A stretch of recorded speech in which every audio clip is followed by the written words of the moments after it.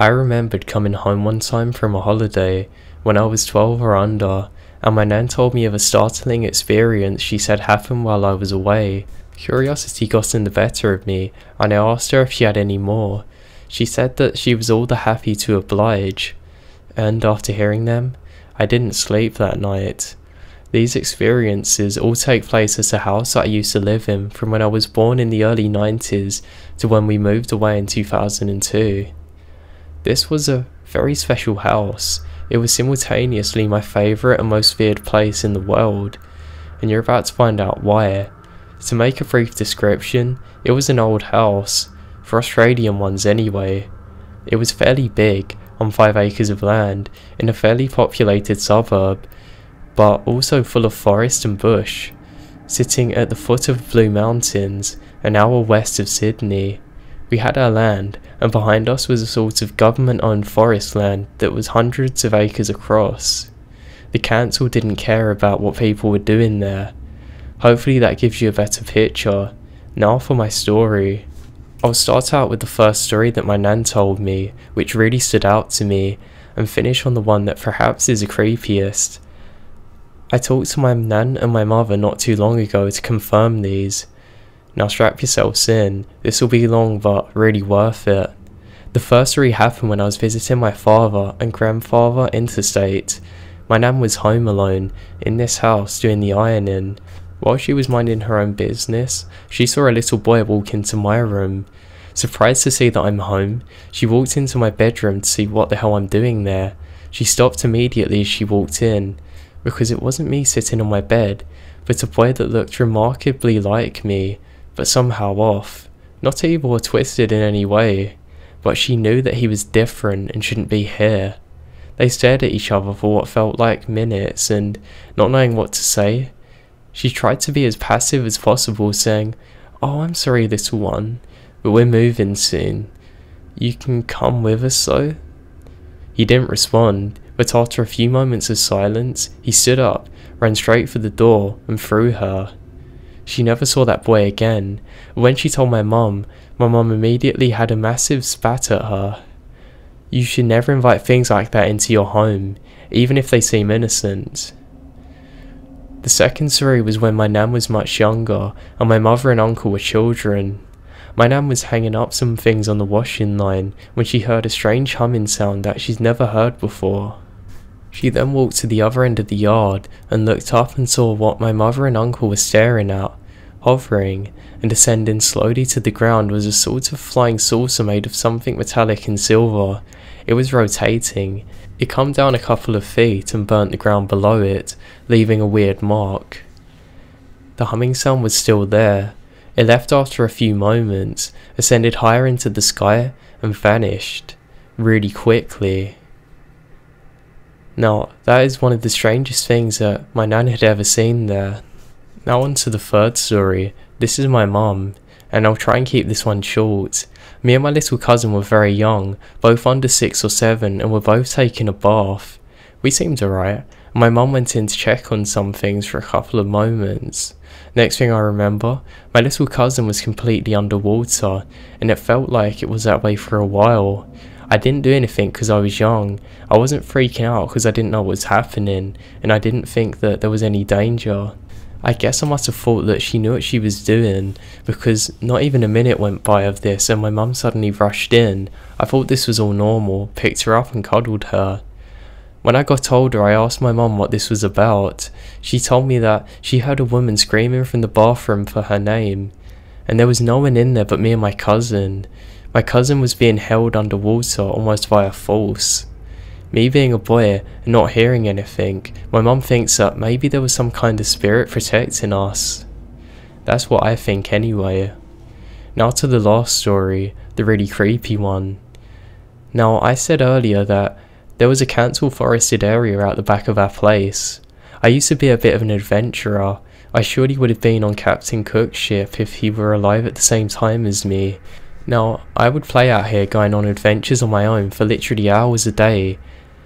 Now, I would never get in any trouble, and I would always manage to stay out of it if there was any, but nothing ever really happened. Well, one time makes my hair stand up on the back of my neck just thinking about it, Me and my family and friends were looking for a horse that had somehow gotten past a barbed wire fence separating our house from the council's land. My mum told me that I was actually allowed to go and look for it because I was going out regardless, so I might as well try and find it.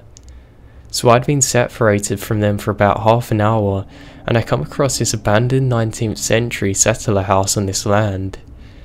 It could be better described as a ruin though. No roof, 3 walls, 2 rooms, and right next to it there was a pit that went down into complete darkness. Although I didn't think it was too deep, maybe 20 feet, it was covered with logs to stop horses falling in it, so it must have been pretty far down. As I was doing my thing around this, I heard somebody calling my name. Kay. I thought it was my mum until I realised it was coming from in the pit. Now, had this have been a horror movie, I wouldn't have lasted very long because I wanted to figure out what was going on. I got maybe 20 feet away from it, still hearing this thing calling my name, when suddenly I heard my mum calling from behind me and running over. She suddenly pulled me away from there and told me never to go there again. I asked why, and it was only years later that she actually told me why. Apparently, she heard this thing calling my name too.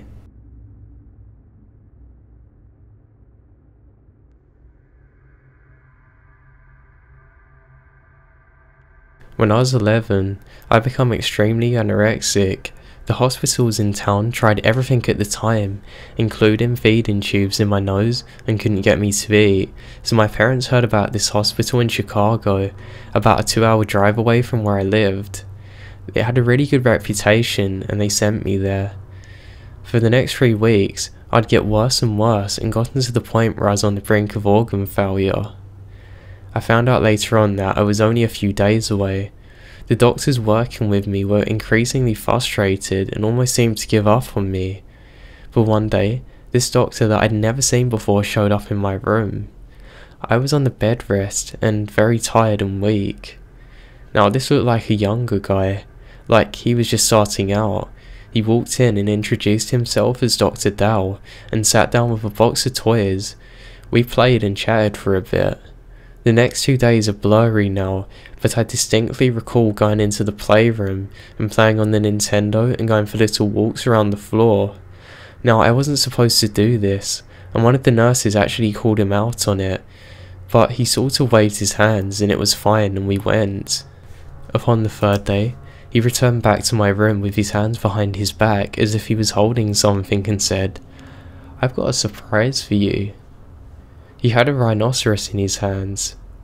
It was beautiful. Rhinos were my favourite animal at the time. "I know it's your favourite. I bought it at the gift shop for you." He then told me that he had a code blue and that I wasn't going to be able to see him again. And I never did. Now, I ate an apple that day and slowly began to recover in the following weeks. I was eventually healthy enough to leave. My parents came and picked me up and asked where I got the plushie from. I told them that Dr. Dell gave me it. Now, being parents, they wanted to know who this random guy was that is apparently giving gifts to their daughter. They asked and the staff had no idea who I was talking about. There was no Dr. Dell, and they didn't know where this animal toy that I had came from and assumed my parents gave me it from home. As we were walking out, I had the peace of mind and decided to go and check the gift shop just to see if they had another one. They didn't. I then made a full recovery and I haven't had a full relapse since almost then, which is 20 years ago. I still have this toy. Now as I grow up, I become skeptical of my experience. Dr. Dell? Could it have been a real person? Why did he just disappear? How did they not have him on cameras or anything? Why was it just me?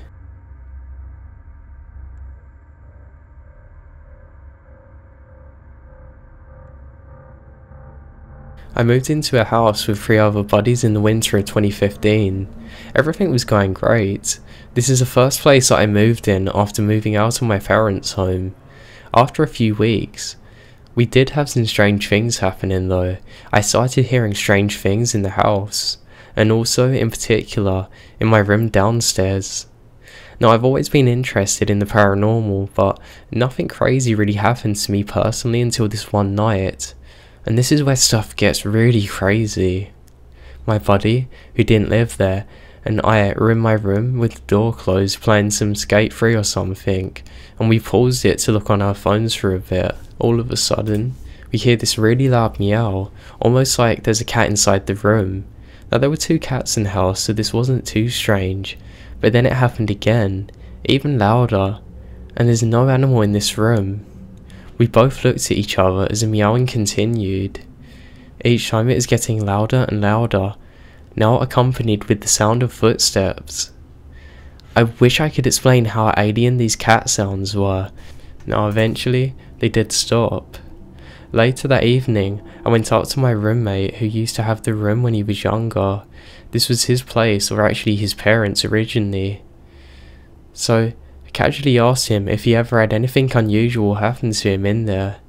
The first thing out of his mouth was, "Yeah, I used to hear cat sounds all the time, and almost weekly, I would feel something jump up and sit on me." Now, I didn't even have to tell him a word of my story, and he told me all of this. He then went on for minutes telling me more and more stories of creepy stuff happening.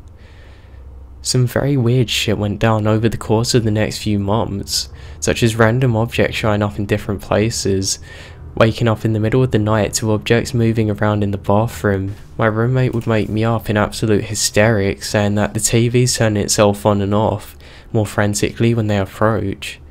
There was a locked door that opened itself, with the keys being hundreds of miles away. The last time something happened to me was when I was cleaning out a dresser on the final day of moving out. I had every drawer open pretty much. I was picking up my last few items when I jumped back due to a flurry of scratching sounds from inside the drawers. I mean, they were literally right there in front of me. It didn't sound like it was made by anything from our world. It was so real sounding that I literally ran out of the room, and I still haven't stepped foot in that room since that happened over 2 years ago. We all talked about it, and we still have no idea what the hell's happening there. I know all of this sounds crazy and not believable. I haven't told many people this story because I'm sure they're gonna think I'm insane. I don't know what's going on in here, but I definitely don't like it.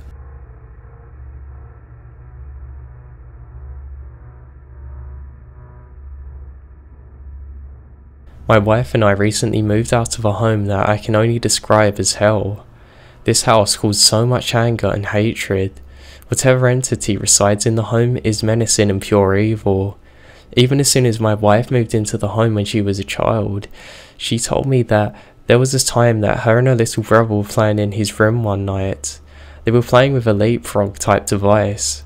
She described it in detail and about how she was showing her brother how to use it, and it began acting weird. Strange sounds come out of it, and then a man's voice began screaming. She said that it was saying something about a list, then something about making mistakes, cursing, then crying, until she turned it off. Now let's fast forward a few years. Now I met my wife and she got pregnant. We decided that the most logical thing to do was for me to move in with her, so that's what we did. At the time, I worked from 10 PM to 7 AM, this was on the night shift. Now after a few weeks of moving in, I started noticing something strange about the home. The upstairs where we lived seemed to be almost menacing, like somebody was waiting in the other room for you. At first I brushed it off as being nervous, new home, new life kind of thing. Now as the time went on, I began noticing more and more strange things were happening. Whenever the house would be dead silent, things would happen. Footsteps up and down the hallways, knocks on the doors really loud. Sometimes I would swear I would hear whispers. Now everything would get really strange towards night time. One morning as I was laying in bed, watching Netflix, I was hoping to fall asleep. I then heard a rustling from the closet. It was just light enough in the room that you could make everything out still. I saw nothing around me and thought maybe it was just a fan. Then, something moved out of the corner of my eye as I looked at the closet. I see a dark ball moving from the closet to the bedroom door. It was probably the size of a basketball and moved about as quick as a person would. Now, that was creepy enough. I thought nothing of it though, and was sure that it was just my insomnia playing up. Later in the week, my wife had gotten into the bad habit of sleeping with the closet light on. I blame myself for that one. Should have kept my mouth shut. So we're laying there, just talking about stuff, and I noticed that the curtain covering the closet began to move on its own. My wife was curled into me facing my chest, and I was staring at the closet. I kept watching, and I saw what I can only describe as a tiny mist-like figure. Not like mist exactly, darker than the rest of the background. It moved out from the closet. It was maybe 3 feet tall and vanished as quickly as I saw it. As soon as I began telling my wife about what happened, she had a sharp pinch in her back. She didn't cry out or anything. She just calmly turned around and said, "Get the hell out of here and leave me alone." Too bad it didn't work. Now we've got to fast forward a little. You're probably wondering what else happened. Well, there was some small stuff here and there for a while. Footsteps are regular. I know some of you are probably saying, "Oh, it's just a house and all that." I would agree, but not only did the footsteps stretch out the entire length of the 20-foot hallway, they sometimes were really fast, as were the knock-ins, almost rhythmic, but always different. So now let's get on to the really scary stuff. After this recent Christmas, things began to spark up to a whole new level. One day I was sitting on my computer and my wife come into my room asking me what I needed from the store. The computer room was directly from across the bathroom. Our daughter's door was immediately to the left of that, and the stairs were to the right. I began detailing to my wife what I wanted when she looked at the door and suddenly turned white, ghost white. Her eyes got big and her mouth dropped. She slowly turned towards me. I just saw a man walk into her room. She was very shocked. She said that it looked to be about 6 feet tall, black and slightly translucent. While describing this, I walk into the hallway and go into my daughter's room. I don't know if you've ever walked into a freezer, but that's exactly what it was like, immediately. When I gone in there, I couldn't see anything and went to further investigate around the home. But as soon as I began walking out, a set of metal bed frames that were lying against the wall fell. All of them. Now they'd been there for over a year and never fell in the slightest. My wife turned back into the room and told whatever it was to get the hell out of our house. But of course it didn't. Come January, things really picked up. The power would go out randomly during storms, but parts of the outside were still left on. So we're left in the dark, and we suddenly hear this really loud knocking. My wife at this point wanted nothing to do with the home, and at this point said that we should stay at her dad's house, so we picked up her stuff and left for the night. I went to go downstairs and got my daughter loaded up into the car. As I started walking back, my wife stood at the front door, and she was nearly in tears. I asked her what was wrong, and she simply said, "I don't want to go back, let's go. The upstairs to the home is now pitch black. Now, the upstairs is dark anyway because of the way it's laid out, but you can imagine how dark it was now. Now, my wife was in our room gathering her makeup and things with only a flashlight. As she was loading things into her bag, she heard somebody walk from the stairs, down the hallway, and right up against her back. She assumed that it was me, but she turned around and saw nothing but black. Not like darkness, but imagine somebody holding up a black sheet in front of you and you can see nothing. Even on our moving out day, things were happening upstairs. It was the worst I personally ever felt it, just dread and sorrow. My wife once again had something upstairs that she needed to get, but heard knocks on the bathroom door while she was packing. We ran out of there and we haven't went back since.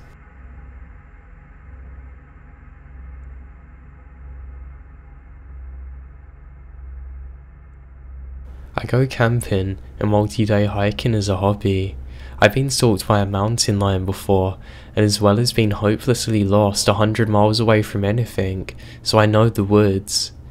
The weirdest thing that I've ever heard was a wailing in the night. I don't know what this thing was, but I woke up at around 2 AM. My fire had since died, and there was an overcast, so it was pretty much complete darkness. I camped in a ravine-like valley, cutting through the mountains of Tennessee. The noise was coming from in the valley right at me. It was from some distance, so like 500 yards. It really sounded like a man yelling in deathly agony. If you've ever heard anybody yelling like this due to trauma, like they're about to die, that's exactly how this sounded. Anyway, I was eyeing in the dark, gun in hand, while this thing was getting closer and closer. It got within 300 yards, it stopped, and left me in silence. A couple of minutes after it stopped, I could hardly make out a figure in the distance about 20 yards away from my right. Whatever it was tall, at least 5 feet or so, and it was moving roughly west to east at a pretty good pace, making absolutely no noise in the process as it did so. It seemed to be gliding along. There was no more lateral movement within this thing. It just went by and I heard it wow a couple more times further down the valley. The next day, I checked for tracks and didn't find any, just old deer tracks. I still have no idea what could have made that sound. It was hauntingly human and sounded extremely distressed. I don't believe in the paranormal, but this definitely made me question it.